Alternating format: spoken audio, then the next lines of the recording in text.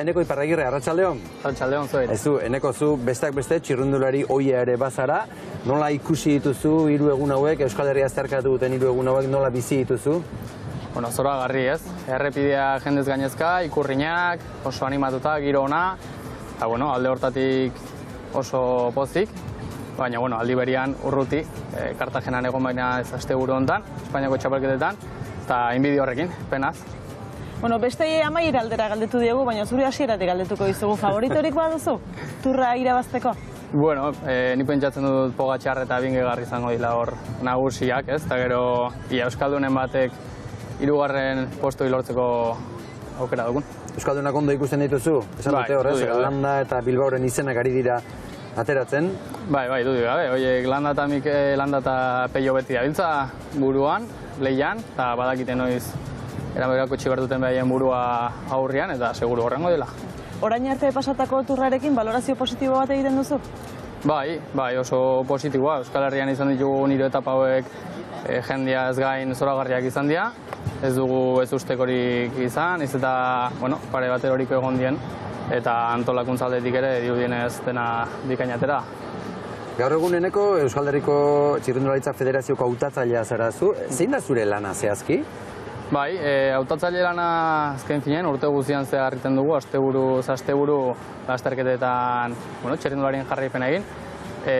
Txirrindulari hautaketa bat egin, eta hori atzerrian edo Euskal Herriko egutegitik kanpora dauden lasterketetan lehiatzeko aukera eman.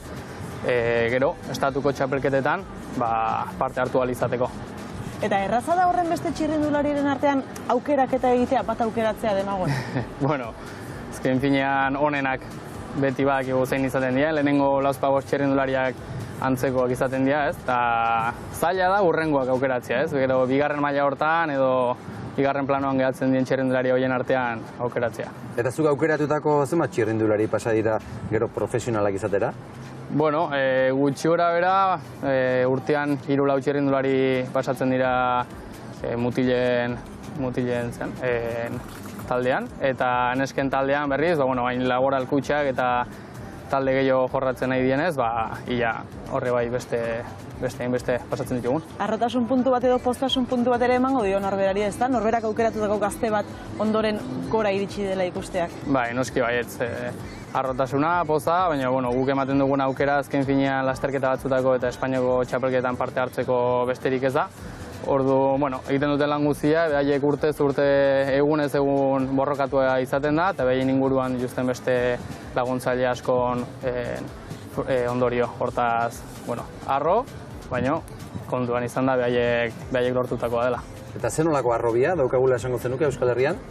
Arrobia osasuntxu, gaur egun osasuntxu dugu, lasterketa asko ditugunez, estatu mailan erreferente gea, eta ondorioz, txirrindulari asko datoz.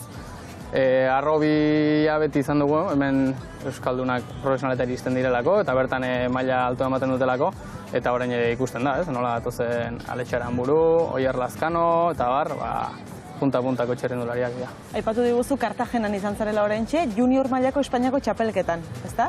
Bai, junior, kadete, eta jadin txikiagokotan bai. Eta Euskaldun bat ikusi dugu podiumean? Bat baino gehiago. Bai. Mira, zuzen ere, infantiletan izan ditugun arren, kaetetan, neska zein mutilak talde erlojupeko taldegako jazarpenean gailendu ziren. Eta gero errepidean, 2. postua lortu zen Izaro Etxarrik, eta Eñauto Urkarekik ere 2. postua. Juniorretan ordea, Markel izan zen txapeldun, erlojupekoan, eta Honeka Sánchez 2. postuan. Eta errepideko, rutako txapelketan ordea, Markel 2. postuan selekatu zen, Eneko Ortega eta Una Errasti 3. eta 4. eta nesken kasuan Nahiara 3. postuan, eta Ayala Sánchez 4. Beraz, podiumean txirrindulari asko. Bai, ederra, batoz gazteak eta hori beti da pozgarria. Beste zer egin bat ere baduzu federazioan, okerrez palin bagaude, errepide saileko arduraduna ere bazara. Zer lan egiten duzu hor?